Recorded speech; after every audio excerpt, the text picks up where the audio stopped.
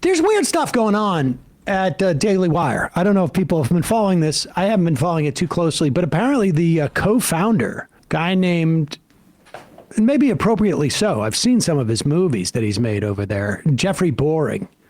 Jeremy Boring has left under what appears to be some very sort of odd and abrupt circumstances. Former Daily Wire talent are taking shots at him. Candace Owens, also Brett Cooper. Interesting. Which is weird. I mean, those are people who have been jettisoned from the company. Yeah. So you might expect that they would have some axes to grind. However, you would also assume that they would have grinded those axes earlier. But maybe after he leaves, they're not as worried about the NDAs that they've signed, and so maybe that's part of it. It's unclear. This is all speculation, but it would be irresponsible not to speculate. Nevertheless, here is Ben Shapiro, seemingly just cool as a cucumber, not worrying about the house burning down around him. Show that they are very deeply afraid of what Musk is doing. And what is Musk doing at this point? What Musk is doing is firing a lot of people. And he's not actually doing the firing. He's advising the Trump administration whom to pause fire. it for 1 second. Now, Shapiro can't say that Musk is doing the firing because it gets back to all these court cases that have said, wait a second, how can Musk be firing people, bringing people in, hiring people? He's clearly hired people if he's not actually working for the government. He's clearly hired people. And the person that they supposedly say is doing all the hiring and firing, hiring of the Doge people, firing of everybody else in the government, was a woman when she got contacted when they said the administration said she was in charge of Doge. I'm in Cabo. Was in Cabo or somewhere in Mexico and took a phone call and was like, I didn't know this was public. So he's got to say this just because he's able to be outraged by the court cases that later say that he did this. Now, did someone draw on this? What is going on? There's like a weird... Yeah, I didn't notice that until you said What do you mean? the mustache. There's weird stuff going on there, but go ahead. A little bit dark spot in the... That's unfortunate. He's also acting as a sort of public relations shield for the Trump administration because everybody can hate on Musk, but he's an unelected official. So there's nothing for them to really do about it. In reality, if you're mad at Trump, you should be mad at Trump. If you don't like that Musk is doing what he's doing, you should be angry at Trump if you're on the left, not at Musk. Musk is just the messenger. He's the outside consultant who's been called in. If you don't like the firings, that responsibility does not lie directly with Elon Musk. That responsibility lies elsewhere. But for the left, it is indicative of where the left's mindset is. Pause it for a second. Shocking. I can also be mad at Trump and Musk. Yeah. Why not?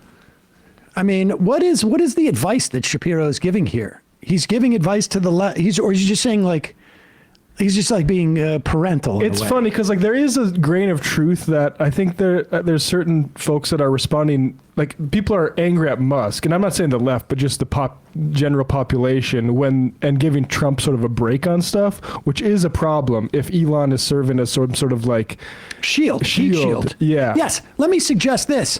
Not only should we not be, we should be mad at Trump, but we should be mad at every single Republican, right, and every conservative like you. Right. That's my concern about the over focus on Musk. Like just from our perspective, like there's been now his polling is just completely cratered. So it could be another way to say attack Republicans by not saying the word Republican, by saying MAGA instead of Republican, but that's saying Musk instead of Republican. But what's Shapiro's motivation here other than the fact that he wants to suck up to Elon because maybe money's drying up and Elon's got an endless supply? He's not talking about any of that. He's going to bring this all home to how the left was wrong about the great financial crisis. Oh, cool. But for the left, it is indicative of where the left's mindset is. The problem, shockingly, is never the government. It really is an amazing thing. I'm old enough to remember the Occupy Wall Street movement. So back during the recession of 2007, stretching all the way through 2009, during that recession, two sort of groups sprang up, and they were making similar cases from different angles. One was the Tea Party. I was a charter member of the Tea Party. You didn't actually have a membership card or anything, but basically the Tea Party was about reducing government spending. However, hold on for 1 second. I did receive a lot of funding from the Koch brothers. So that's what I'm talking about. First of all, the start of the Tea Party I think he was in junior high when the Koch brothers were funding him back then. Came from Ron Paul in his 2008 primary election.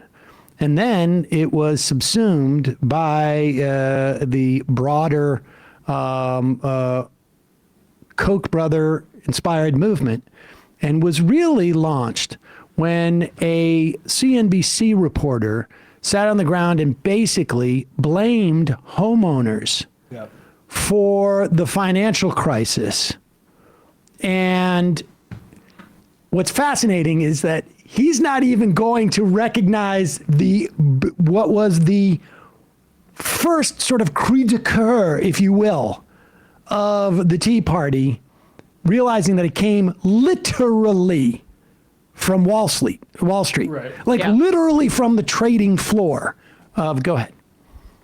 You didn't actually have a membership card or anything, but basically the Tea Party was about reducing government spending. The idea was that the government's intervention in the economy had led to the real estate recession and general recession in the United States. And so the Tea Party focused its efforts on lobbying the government, on saying the government should cut. The government should restructure itself. The government should get First less of all, involved this in is the a markets. complete fabrication. The Tea Party rose up in response to and let's be clear, it was George Bush who was the president when the Tea Party, sort of like the nascent Tea Party, started. Right. The whole issue was they didn't want the government to bail out homeowners. Yeah. Not that there was government spending prior to that. There was a $700 trillion bailout, billion dollar bailout in the wake of the financial crisis. 2/3 of which were tax cuts. The bailouts that were happening, to the extent that there was any significant bailouts, were going to the banks. And the Tea Party people completely allied at that. Yeah. So everything he's saying is not true about the Tea Party. It's a crazy reading. It's also not true about the financial crisis. Did I mishear him? And he said that the Tea Party was against basically bailouts causing the financial crisis. It's the old theory that if it wasn't for the government being involved in the housing mortgage markets, then there wouldn't have been no crisis. Which is hilarious. The fake story for them was that it was the Community Reinvestment Act. That's hilarious. That opened up ownership opportunities for low income or middle income people to buy homes. But the fact of the matter is that there's a reason why they call them loan officers at banks. Exactly. They are supposed to have a fiduciary duty to protect the banking system, and they didn't. And they put people into loans, and they fraudulently put people into loans, both committing fraud against the people who are borrowing the money and the people who didn't. And what you ended up getting was a lot of people who were over leveraged. And of course, all of these junk loans were repackaged and then repackaged again and repackaged again into financial instruments, which people invested in. And commercial banks, what used to be considered vanilla banks before government deregulation in the 90s, the repeal of Glass-Steagall started to take commercial funds and basically gamble on these derivatives of loans, and nobody knew what was in there, and they were all junk. That's the government intervention that set us on this course, was the removal of the firewall between commercial banking and risky gambling. But he's pretending that it's this fake story. Well, poor Lehman Brothers. Because, the CRA, it was their code word for saying that too many black people got homes. Yeah. By the way, this fits in quite nicely with his outrage over people, being sympathetic to Luigi Mangione. Makes sense, because if you're going to lobby somebody, lobby the government. Occupy Wall Street, as the name would suggest, did not occupy Washington, D.C. They occupied Wall Street, which was not answerable to them in any way. And it basically ended up being a bunch of anarchists and fellow travelers who pitched tents, not near houses of government, but near great centers of finance and industry. Yeah. Because the private sector had to be not blamed. industry. The public sector was never to blame. Yeah. Finance. Are those synonyms? Finance and industry? What industry is down there? Finance. Finance and industry. Because the private sector had to be to blame. The public sector was never to blame. And you can see that in the hatred of Tesla. Tesla has literally nothing to do with what Elon Musk is doing at Doge. Joining us online is... No, Okay. you idiot. The reason people are protesting Tesla is because of what we described yesterday, which is this is the best mechanism to put pressure on a billionaire who is unelected ransacking our federal government. It is to make it so that his pocketbook hurts, and as is suspected, it looks like he may have used his stock portfolio in Tesla as a way to buy Twitter and put up the collateral that he needed to purchase Twitter. If that dips below a specific price, his stock price dips, then he may not have the funds, and there may be some issues with his financing of a large social media platform, which he essentially destroyed and made it into a bunch of bots and right-wingers so that he could further a disinformation campaign that got Donald Trump elected so he could keep getting rich. In fact, without the midterms being a little over 2 years or a little under 2 years away, this is the only way in many ways that people can respond is by hitting the pocketbook of Elon Musk. And I would also add, I want equity for all those loans that we gave and all those subsidies we gave to Tesla. How's that? Yeah. Talk about inefficiency. Let's kick back some of that money. I wonder why Shapiro is being so cloying in this. To the richest man in the world, it's a big mystery. I'm sorry. I mean, I apologize for being such an idiot. yeah. That's what they're all there. He's auditioning a little bit. Dance, Ben. Dance for Elon. Dance for the guy that did the Sig Heil. I don't like Jeremy Boring. For emphasis and clarity, as AOC said on the day.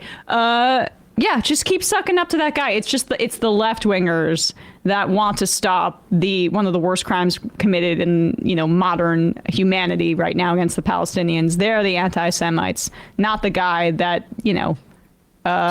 Sig hailed and endorsed the AfD in Germany. And says Jewish people are doing anti-white racism on Twitter. Remember he said that? Yeah, I recall that. Hey, folks, don't forget to hit the subscribe button and check out our daily show. We do it every day at 12 p.m. Eastern for about 2.5 hours. We even take phone calls. You should check that out.